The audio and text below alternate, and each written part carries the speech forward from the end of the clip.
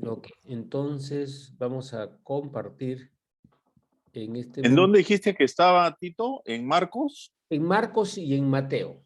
En los dos está. En los dos está. Los cuatro nombres, ¿ya? Entonces comienza así esta carta diciendo, yo, Judas, estoy en la traducción viviente, ¿eh? Esta vez he escogido la nueva traducción viviente para la clase de hoy día.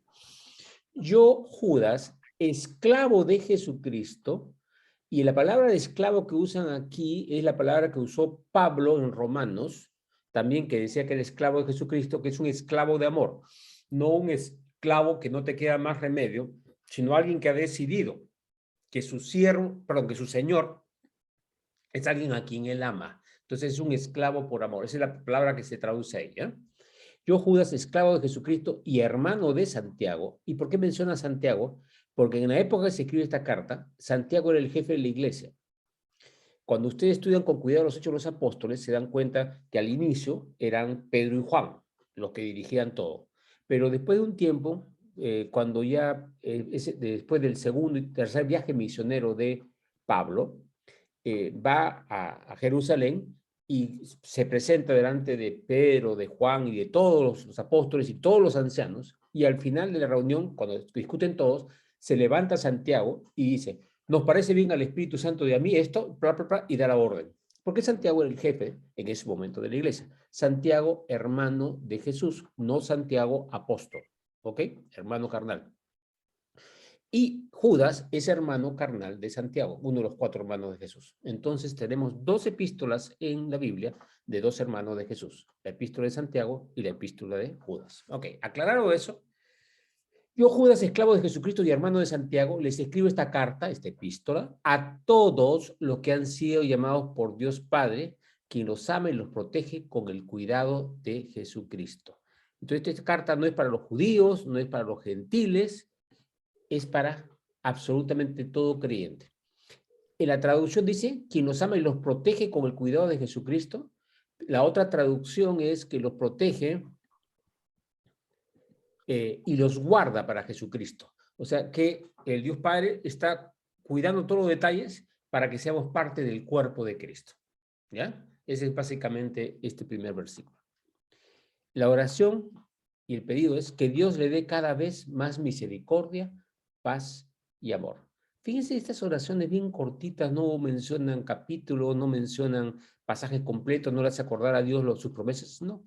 Dice, le pido a Dios, no, mi oración es que Dios les dé cada vez más misericordia, más paz y más amor. O sea, ese es mi deseo profundo como hermano de ustedes para que tengan esas bendiciones de Dios. Ok. Casi toda la epístola vamos a ver que trata sobre los falsos maestros. Y acá Judas da algunas características de cómo se puede ver un falso maestro, cómo te puedes dar cuenta que alguien busca su propia conveniencia y no es realmente alguien puesto por el Señor. Pero también habla de la misericordia, cómo tenerlos, cómo tratarlos y cada detalle. Entonces vamos a entrar en eso a partir del versículo 3. Ahora, Judas le dice, queridos amigos, nuevamente, fíjense, eso es como Jesús hablaba, ¿no? Como le habló ¿cómo se llama? A Judas Iscariote, amigo, con un beso me traicionas, ¿no? Ya no los llamado siervos, los llamo amigos porque todo lo que he hecho, todo lo que mi padre hace, yo se los he revelado, ¿no? Entonces, lo mismo hace Judas, nos declara a sus amigos, o sea, gente que le importamos, ¿no? Por eso, queridos amigos, con gran anhelo tenía pensado escribirles acerca de la salvación que compartimos. ¿De qué quería hablarles? De la salvación que compartimos. O sea, que la salvación es de todos los amigos, hermanos en Cristo. Entonces es algo que compartimos. ¿Qué significa compartir aquí? ¿Es un pedacito para cada uno? No, es un bien común. Es como una gran herencia de que todos nosotros somos dueños. Compartimos porque somos dueños, ¿sí? Porque la salvación ya es nuestra una vez que hemos aceptado a Jesucristo. Ya somos propietarios de la salvación. Quien pagó fue Jesús, pero nos ha entregado a nosotros. Sin embargo, estaba pensando hablar de la salvación, dice, sin embargo, ahora me doy cuenta de que debo escribirles sobre otro tema para rogarles que defiendan la fe que Dios ha confiado una vez y para siempre a su pueblo santo. Lo que está diciendo ahorita es, Yo quería escribir acerca de la salvación, qué lindo es tenerlo, pero dice, lo que quiero realmente es que peleen. Defender la fe es pelear por la fe que Dios nos ha confiado. ¿Qué cosa es la fe? Es el mensaje que Dios nos ha dado.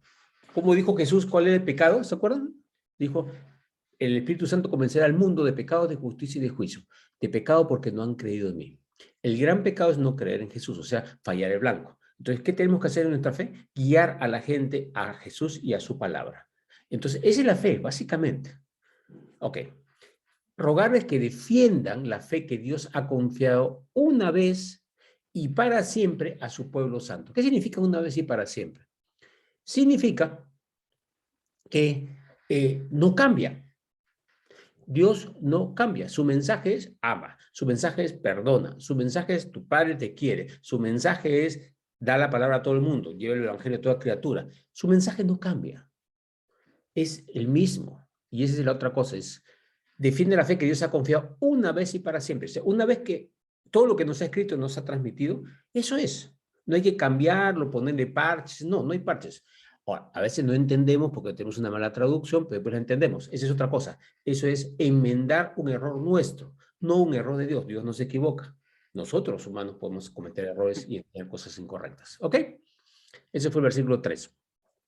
4. Les digo esto porque algunas personas que no tienen a Dios, hay dos tipos, ¿eh? Primero está acá, no tienen a Dios, se han infiltrado en sus iglesias diciendo que la maravillosa gracia de Dios nos permite llevar una vida inmoral. Ok, ¿qué está diciendo? Que a veces personas hablando de la gracia, de la maravillosa gracia de Dios, la gracia de Dios, Dios ya nos perdonó todo, sí, nos ha perdonado todo, pero como hemos enseñado una y otra vez, nuestros actos tienen consecuencias. Jesús habló bien claro, según nuestras obras, nos presentamos ante Dios y las prueba por fuego. Y si no queda obra, que todas nuestras obras son quemadas, o sea que no queda nada de valor, seremos salvos como por fuego, o sea, como así como las justas. Y no vamos a tener todo lo que Él quiere darnos. O sea, hay consecuencias en nuestras obras. Pero acá hay gente que ha enseñado que la gracia sobrepasa todo. Y no importa.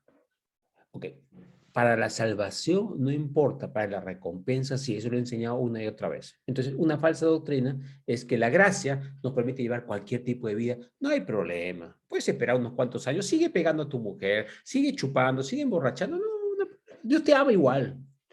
Ok, Dios te ama igual, sí, pero no puede premiarte por hacer algo que no está correcto. Dios es un Dios justo, Dios es un Dios correcto.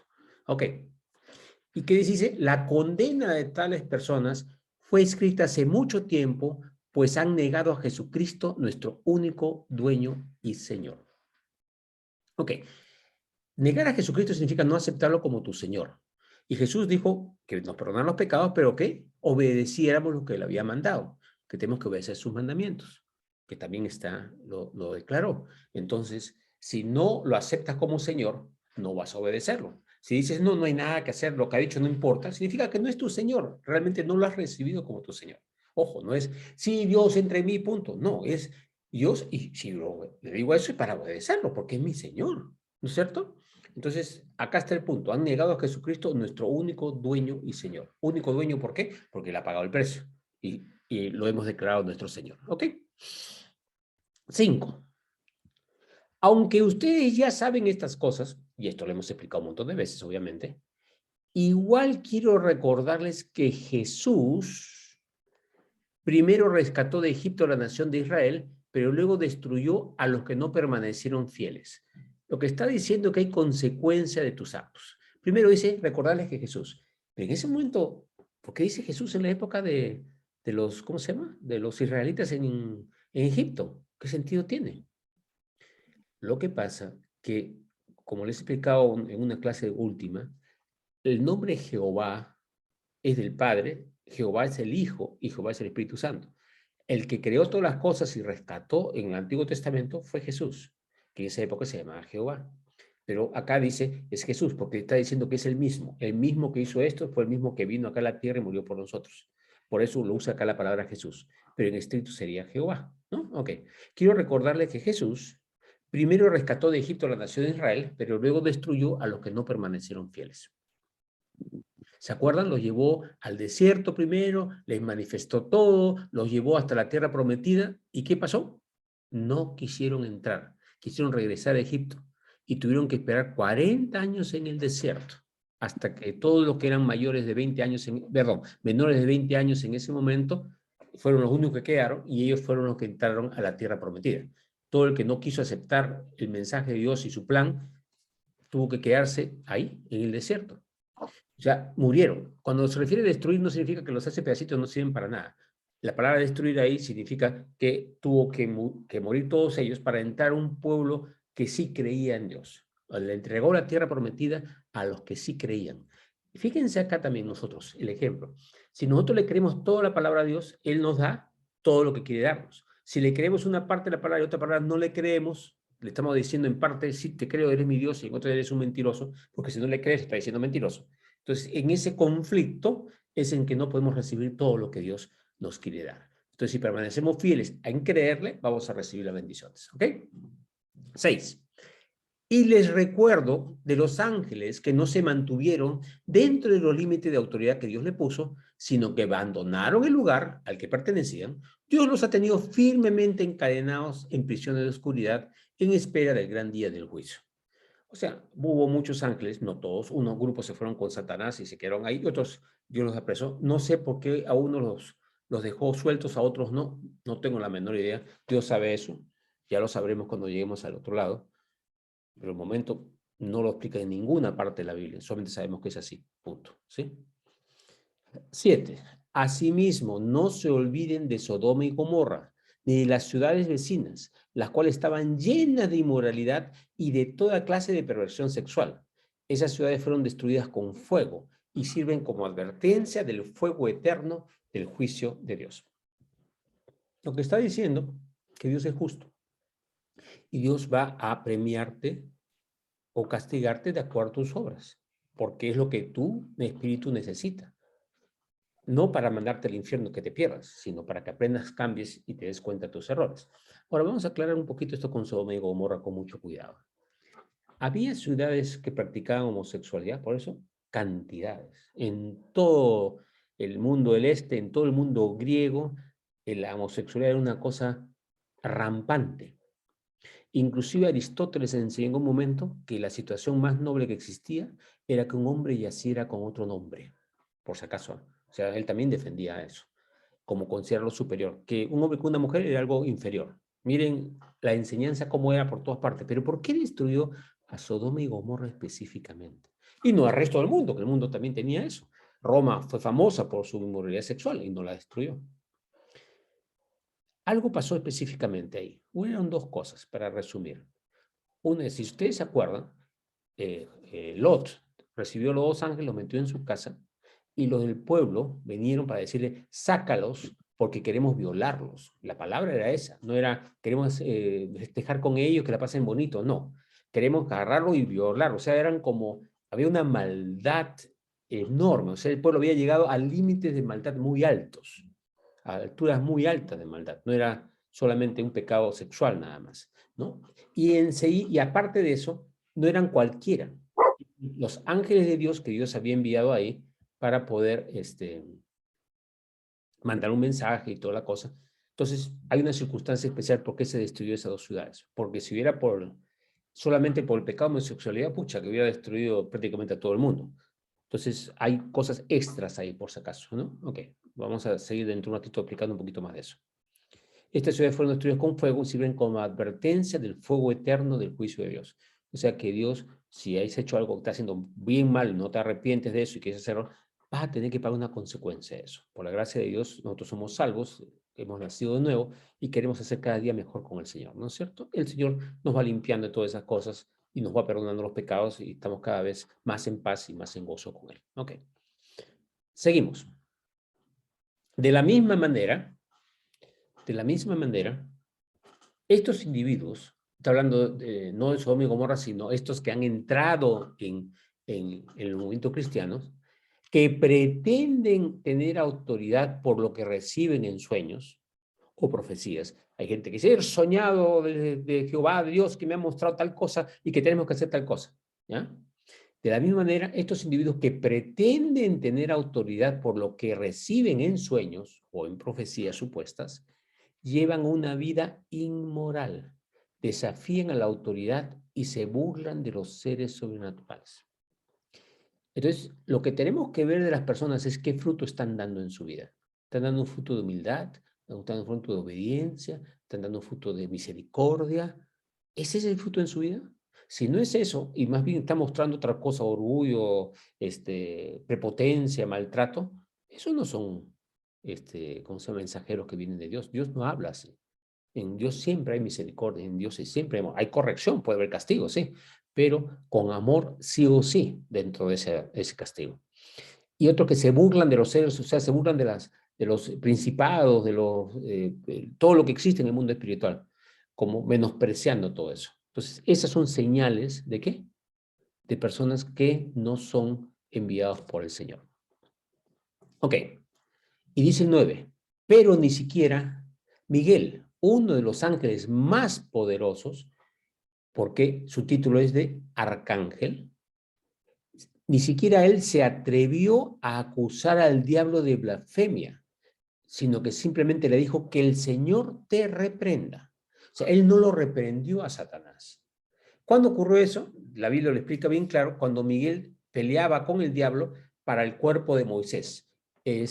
Ahora, ¿por qué es este detalle? Se los explico ahorita. Cuando Moisés muere, si hubieran conservado el cuerpo, los israelitas lo hubieran adorado, ese cuerpo, hubieran hecho una tumba, lo hubieran convertido en un semidios.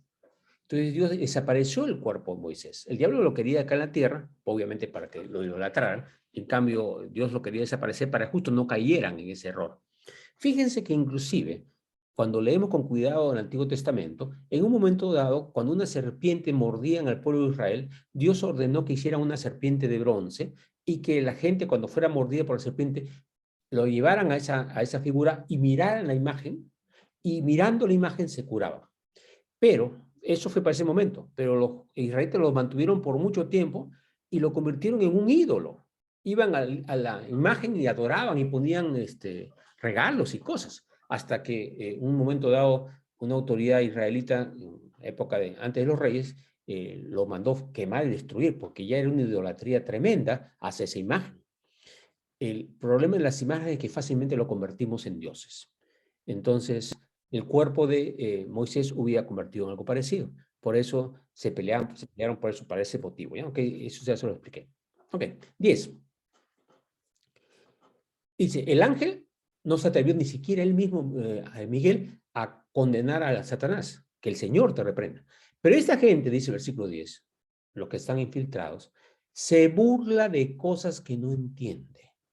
O sea, en vez de decir, yo soy pequeñito comparado con Dios, yo soy criatura suya, Dios me ama, soy importante para él, pero pues no sé todas las cosas, no soy la última chupada del mango, como se dice, la última Coca-Cola en el desierto, ¿no es cierto? Entonces, dice, esta gente se burla de cosas que no entiende, por el orgullo, como animales irracionales. Miren cómo usa la palabra acá, Judas, como animales irracionales. O sea, ¿basados en qué? Instinto, no en la sabiduría que viene de Dios. O sea, como animales irracionales hacen todo lo que les dictan sus instintos y de esta manera provocan su propia destrucción. Ahí hay que parar un poquito, porque si bien está hablando de gente infiltrada que está enseñando mal, también tenemos que ver si nosotros, en nuestro andar con Dios, también por momentos caemos en eso, en nuestros instintos. Tenemos instinto de sobrevivencia, tenemos instinto para no quedarnos solos, bueno, el instinto que sea, instinto de venganza. Hay instintos que tenemos los seres humanos. La pregunta es, ¿tenemos que andar ahí, en esos instintos? ¿No es cierto? ¿Tenemos que andar ahí?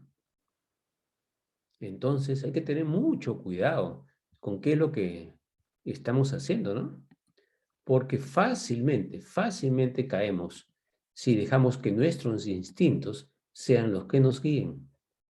¿Ok? Entendemos eso, ¿no? Entonces, ahí estamos aclarando, no es solo ¿cómo se llama? Para esta gente infiltrada. Siempre cuando escuchamos una cosa de ese tipo, tenemos que analizar si nosotros tenemos algo de eso. ¿Para qué? Para no caer en el error, obviamente, ¿no? Entonces, nuevamente, hacen todo lo que le dictan sus instintos. Entonces, tenemos que preguntar al Señor, Señor, sí, tengo esta inclinación, tengo este deseo, pero ¿es realmente lo que tú quieres? O sea, sí, el Señor, si no te dice nada o te deja hacer, bueno, adelante, puede ser algo bueno para ti. Pero tener mucho cuidado de no actuar solamente por lo que uno quiere, desea o siente que tiene que hacer, sino preguntándole a Dios para no fallar el camino, ¿no? Ok. ¿Y qué pasa cuando hacen lo que dictan sus instintos? Provocan su propia destrucción.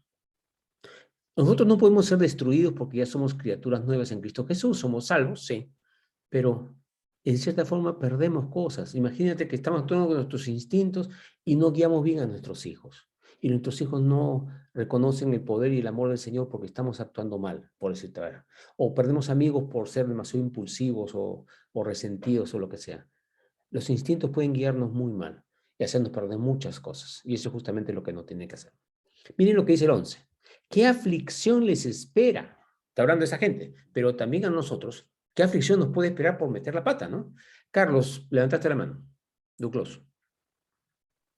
Sí, am, pero quizás, no sé, no soy nadie para decirlo, pero quizás no todos los instintos sean negativos o dañinos. Por ejemplo, el instinto de conservación es el que nos obliga, el que nos hace retirar la mano antes de quemarnos, o cuando vamos a atropellar, a ser atropellados, saltamos a un costado. Quizás no todos los instintos sean negativos, pienso, ¿no? No sé. La cosa es clara, dice, hacen todo lo que le dictan sus instintos. No dice que los instintos en sí todos son malos, dice que solamente se basan en sus instintos en vez de basarnos en lo que Dios quiere para nuestra vida. A eso se está refiriendo. Obviamente hay cosas, el instinto, el hambre, tengo hambre, quiero comer tengo sed, quiero comer una fruta ácida porque me gusta. Eso es un instinto también, no tiene nada de malo en sí, pero si todo el día vas a estar comiendo algo ácido, te va a hacer daño de alguna otra forma, ¿no es cierto? Entonces, esencialmente es equilibrio, equilibrio. No basarnos solamente en nuestros instintos o en nuestras inclinaciones o en nuestra propia sabiduría. Por eso dice, cuando nos guiamos solamente por los instintos, hacen todo lo que le dictan sus instintos, a eso les dice la palabra, ¿qué aflicción les espera? Pues siguen los pasos de Caín, que por instinto mató a su hermano. Le dio cólera que Dios le hiciera caso a Abel y a él no, y lo mató. El primer asesino. Al igual que Balaán, un profeta que bendijo al pueblo de Israel y luego por dinero empezó a buscar y ponerle prostitutas al pueblo de Israel para que se desvíen. Engañan a la gente por dinero. De haber sido un profeta que pues, hizo una cosa hermosísima para el pueblo de Israel, se convirtió exactamente en lo contrario y murió por eso. Y como Coré, que perecen en su propia rebelión. Coré fue un judío que también se rebeló contra lo que Dios quería y bueno, y pereció en su rebelión también. Está hablando sencillamente por el instinto. No, esto tiene que ser así porque esto es lo que a mí me parece, ¿entiendes? O sea, mucho lo que a mí me parece. Y le fue bastante mal a esos tres. Esos son unos ejemplos. 12.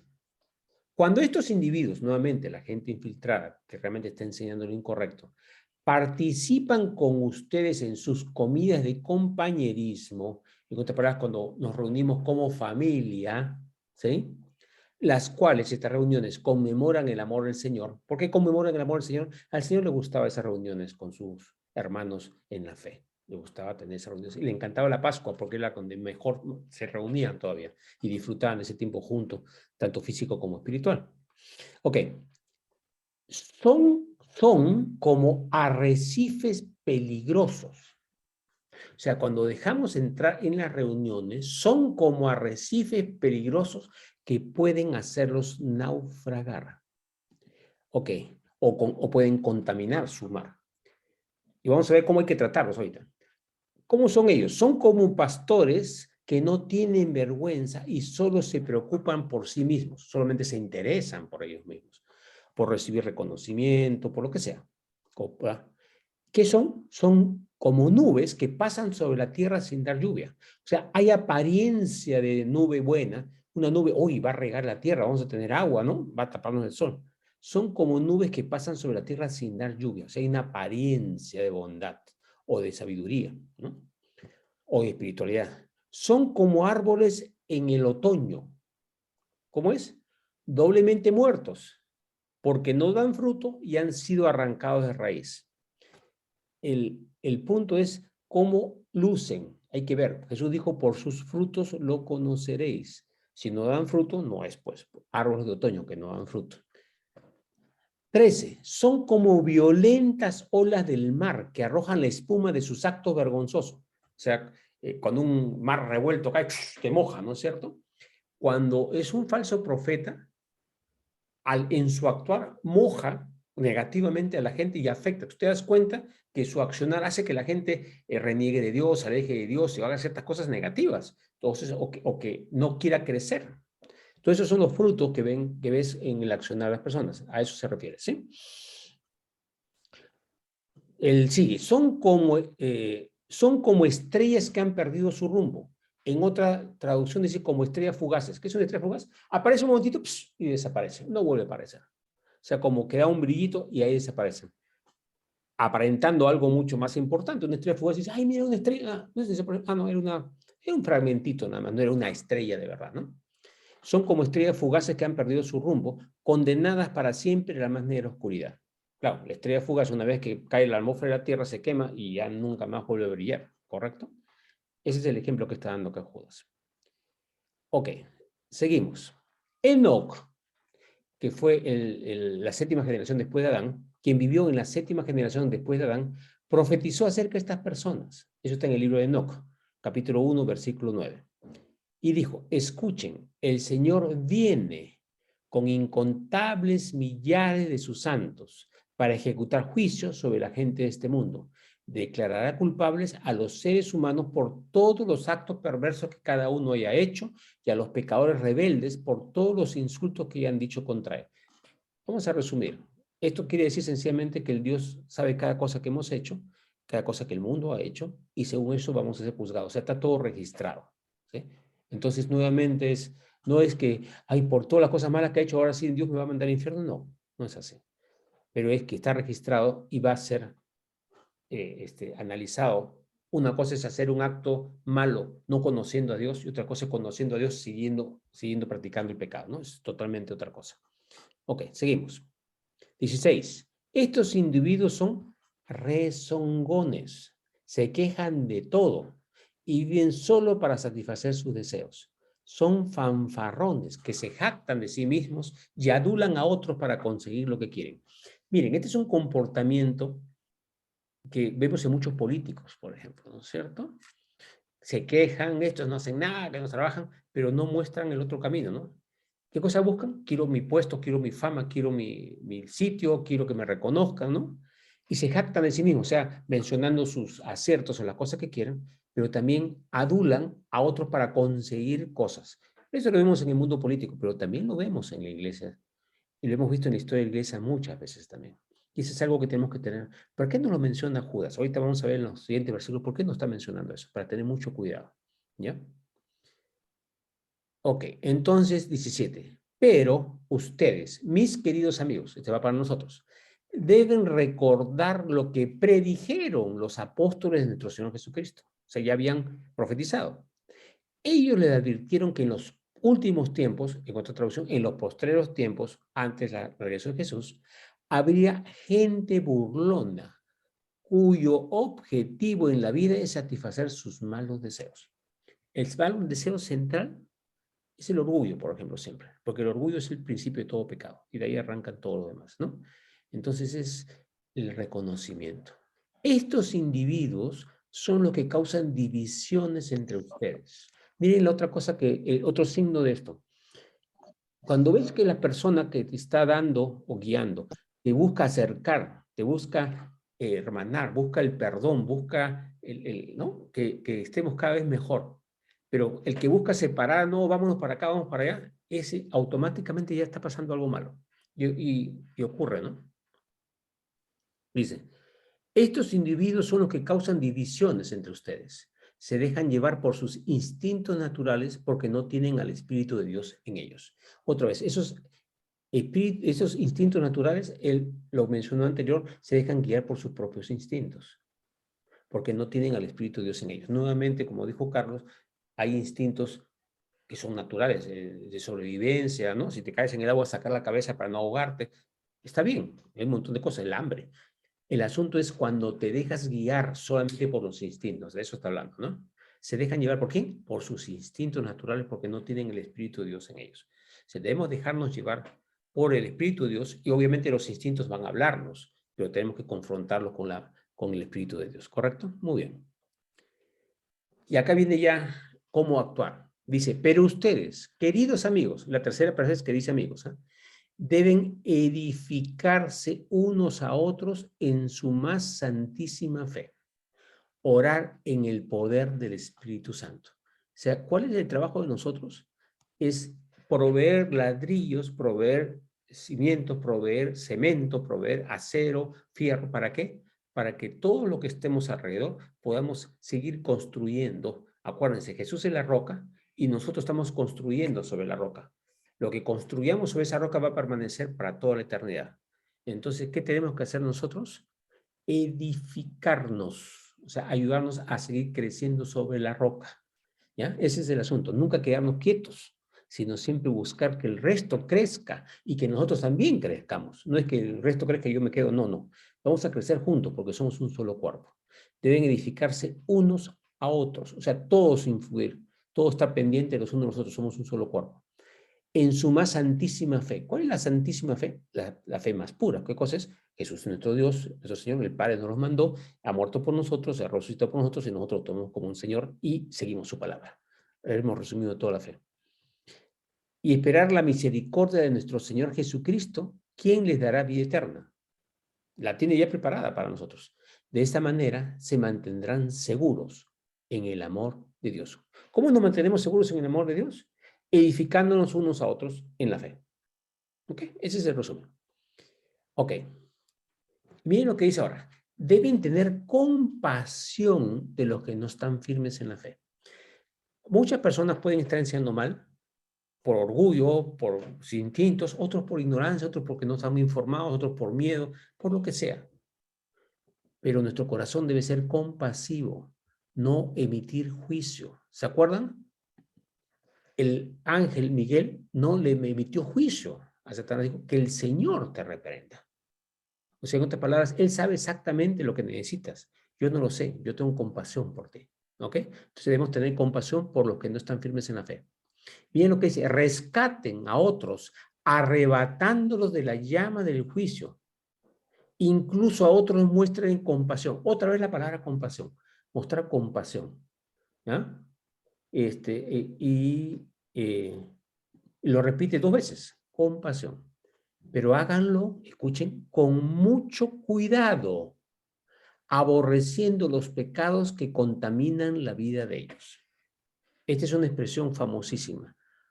Odia el pecado, ama al pecador. Repito, odia el pecado, ama el pecador. Entonces debemos amar, pero con cuidado que esos pecados no nos invadan a nosotros y nos hagan caer, tropezar y no mantenernos firmes en la fe. Entonces tenemos que aborrecer el pecado, pero amar al pecador. O sea, tener esa compasión por la persona que no está en el camino del Señor para que pueda regresar. Y otra vez esa oración del Espíritu Santo, para que convenza al mundo de pecado, de justicia y de juicio, para que puedan hacer el cambio y acercarse al Señor y dejar la vida equivocada, ¿no? ¿Ok? Aborreciendo los pecados que contaminan la vida de ellos. Y si tenemos algún pecado, nosotros aborrecer el pecado que nos contamina nuestra vida, sí o sí. Ok, aquí acabamos con estos 2 versículos finales. Y ahora, que toda la gloria sea para Dios.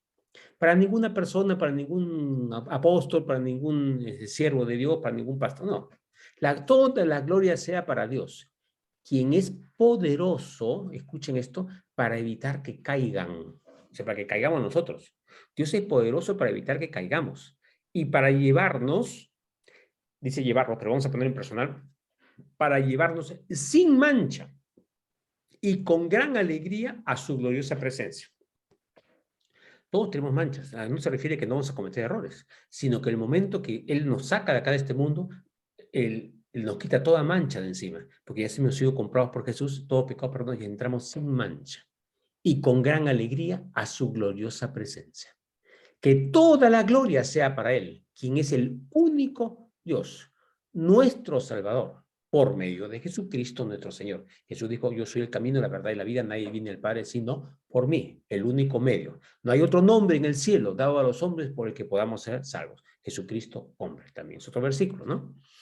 Toda la gloria, la majestad, el poder y la autoridad le pertenecen a Él, desde antes de todos los tiempos, en el presente y por toda la eternidad. Amén. Entonces, ese es otro punto clave aquí. Yo me lo merezco. No, no, toda la gloria, la majestad, el poder y la autoridad le pertenecen a Él, no a mí.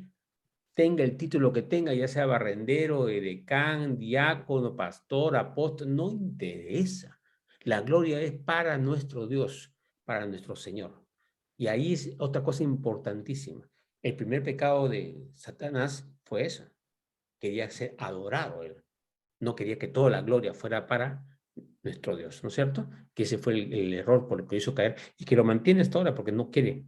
¿Qué le pidió a Jesús en la tentación? Le dijo, te doy todo. O sea, a mí me ha sido dado todo esto, toda la tierra, toda la cosa, es mío. Pero si tú te postras y me adoras, yo te lo entrego todo al toque. ¿Qué cosa quería? Ser él adorado por Dios. Ese era su orgullo. No le importan las cosas acá, no le importamos nosotros en el sentido. ¿Nos ataca para qué? Porque le importamos a Dios, le importamos a Jesús. Entonces Él no quiere que estemos con Él haciendo las cosas maravillosas que Dios quiere que hagamos. Otro de los motivos para el cual, sí, debemos estar en amor de Dios, pero la otra cosa por lo que deberíamos ayudarnos a pensar es, Satanás, ese coludo, ese coludo, nos quiere lejos de Jesús. Y eso le satisface a Él. Yo no quiero hacer nada que le satisfaga a Él. Yo quiero solamente algo que satisfaga a mi Padre Celestial. ¿Ok? Amén. Gracias, Señor Jesús. Gracias, Padre Santo. Gracias, Jesús. Gracias, Señor Jesús.